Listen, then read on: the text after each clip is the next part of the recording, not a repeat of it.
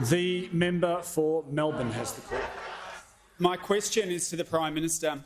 This week in estimates, government officials confirmed that projections for emissions from the enormous Beetaloo methane gas basin have increased by a whopping 5,000%, and this is before any of the gas is even burnt. Prime Minister, why are you continuing to push ahead with this giant climate bomb? If the 114 new coal and gas mines proposed by Liberal and Labor governments around the country go ahead, we will blow any chance of meeting even your weak climate targets. So will you back the Greens' call for a moratorium on new coal and gas mines? The Prime Minister has the call. Thank you, Mr Speaker. The answer from my government, Mr Speaker, is no.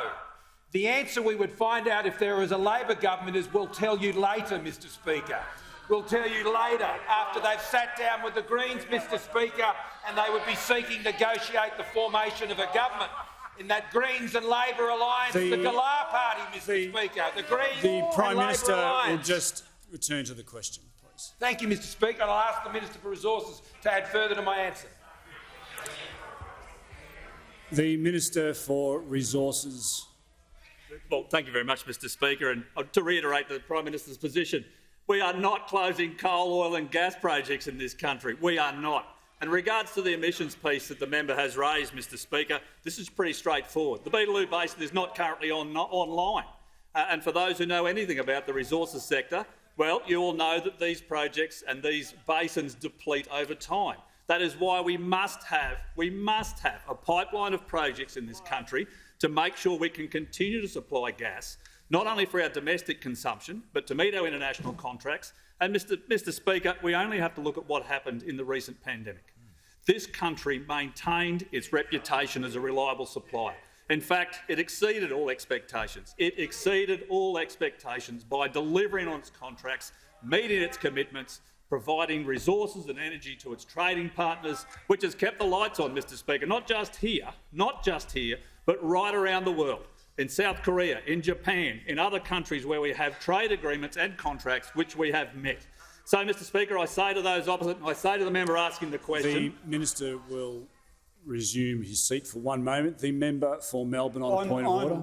On relevance, more than halfway through the question was about climate, and I thought the government might at least like to mention climate change once.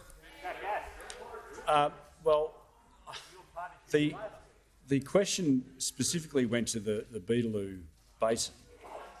So the Minister is addressing it and the Minister is relevant. The Minister has the call. Well, thank you very much, Mr Speaker.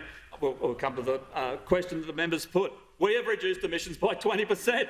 No one else has done that, not those opposite, no one before us. They are down by 20%. So I say to the member for Melbourne, we are taking a balanced position.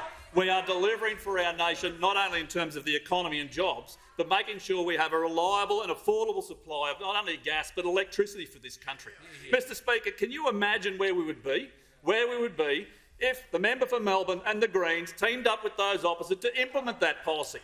$500 billion worth of investment will be lost. That is the cost, Mr Speaker. This is what's been put forward by the member for Melbourne and the Greens, a policy where they would not allow any future coal, oil or gas production, no new projects in this country, 80,000 jobs, $500 billion worth of investment would be lost, and it would be supported by those. The Minister is entitled to compare and contrast, but there was no part of the question in relation to alternative approaches. So I'd ask the Minister to return to the question. Of course, Mr Speaker. So back to the Beetaloo, Mr Speaker. What we know is that the Beetaloo Basin is one of the biggest gas developments in the world. It will drive billions of dollars of investment for the Northern Territory, thousands of jobs for Australians and continue to deliver for our economy. And this is how we pay for roads and schools and hospitals. The Minister's time has expired.